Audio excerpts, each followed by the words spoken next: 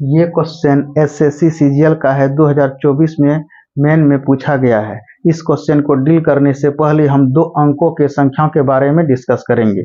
Suppose that, मान लेते हैं कि आपके पास ए कोई संख्या है और बी कोई संख्या है, यानी दो अंकों की।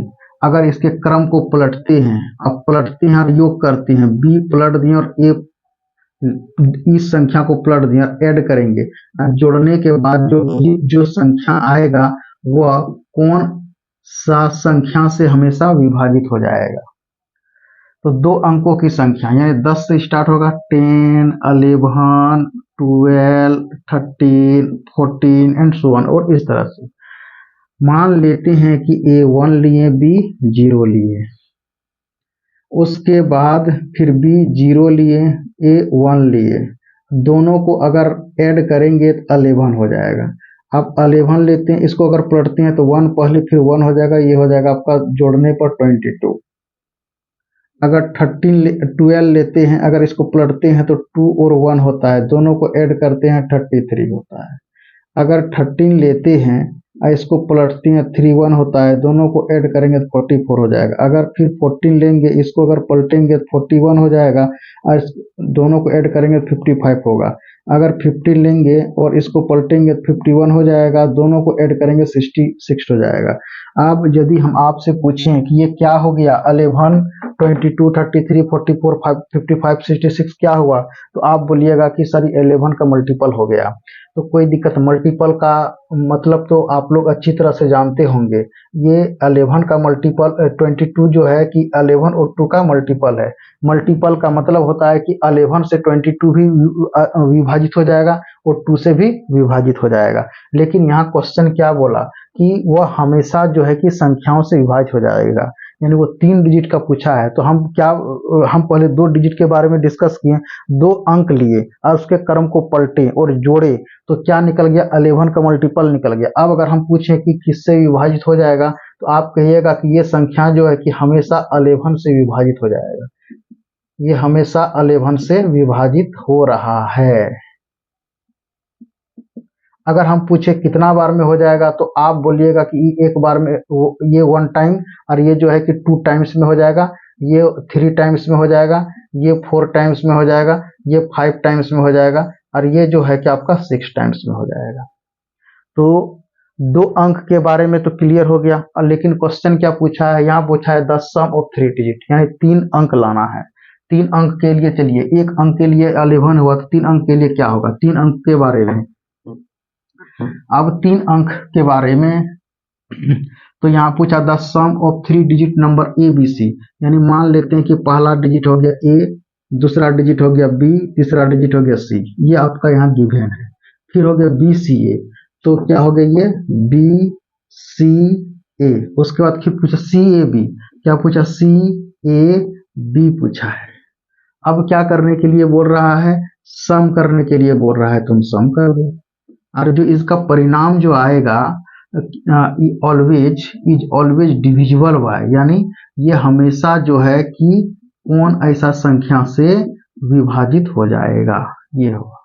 तो 99 तक तो सिंगल डिजिट होता है, यानी 10 से लेकर के 99 तक तो डबल डिजिट होता है। यहाँ पर ट्रिपल डिजिट का बात है, तो हम लेते हैं, सपोज ट्रिपल डिजिट 100 ले लेते हैं, और 101 ले लेते हैं, 102 ले लेते हैं, 103 ले लेते हैं, और एंड सो ऑन, इस तरह से एक ठो ले लेते हैं, 123 ले लेते हैं। तो अगर हम a इक्वल टू 1 लेते हैं, b इक्वल टू 0 लेते हैं, c इक्वल टू 0 ले लेते हैं, तो क्या मिलता है, 100 प्लस हो गया b 0 c 0 a 1 plus c हो गया आपके पास 0, ए हो गया 1, उसके बाद जाकर के बी हो गया आपका 0, तो ये आपका निकल करके आया 111 आया। 2 डिजिट में कितना आता था, 11, और 3 डिजिट में आ गया 111। अब चलिए और एक एग्जाम और लेते हैं, ये अब 101 लेते हैं। अगर मान लेते हैं कि a इक्वल टू 1 लेते हैं, b इक्वल टू 0 और c इक्वल टू 1 लिए, ये तो क्लियर हो गया। अब यहाँ पुट कर दीजिए, a हो गया आपके पास 1 हो गया, b 0 हो गया, c हो गया 1 प्लस, अब b कितना हो गया 0, c कितना हो गया 1, a कितना हो गया 1, प्लस अब देखिए सी कितना हो गया 1, ए कितना हो गया 1, सी कितना हो गया 0, ई सबको अगर आप जोड़िएगा तो 2 2 2 निकलेगा। कहने का मतलब है कि अगर यहाँ 1 तो आप इसका तीनों बार सम करेंगे 2 2 आएगा, इसका करेंगे तो 3 3 आएगा, यानी एक ज़्यादा आएगा। तो आप करके देख लीजिए। यानी अब हम लेते हैं इसको लेते हैं, यानी 102 को लेते हैं, यानी ए हो गया आपके पास 1, बी हो गया आपके पास 0, सी हो गया आपके पास 2। तो क्या लिखें 102 प्लस फिर हो गया आपका बी कितना हो गया ये 0 है तो यहाँ 0 लेंगे, सी कितना हो गया 2 है तो 2 लेंगे, ए कितना हो गया 1 है तो 1 लेंगे प्लस फिर सी कितना हो गया 2 2 लेंगे, ए कितना हो गया 1, अब बी कितना हो गया 0। अब ऐड करेंगे तो आपके पास आएगा 3 3 3 आ जाएगा। ऐड करके देख लेते हैं 102 एक तो दिखा देते हैं, उसके बाद आप लोग अपने से कर लीजिए। 210 देखिए आया 3 3 3, ये आ गया आपके पास। अब हम लेते हैं 103 को लेते हैं 103, यानी a equal to 1 b equal to 0, a equal to 1 b equal to 0 c equal to 3। तो a 103 प्लस फिर b हो गया 0, c हो गया आपके पास 3, a हो गया 1 प्लस फिर जाकर के c हो गया 3, a हो गया 1, b हो गया 0। सबको ऐड करने के बाद आपको क्या मिलेगा, यानी आपको मिलेगा 103, ये 0 3 1, उसके बाद 3 1 0, देखिए 4 4 4 मिल गया, यानी ये आपको 4 4 4 मिल गया। अब लास्ट हम 1 2 3 लेने जा रहे हैं।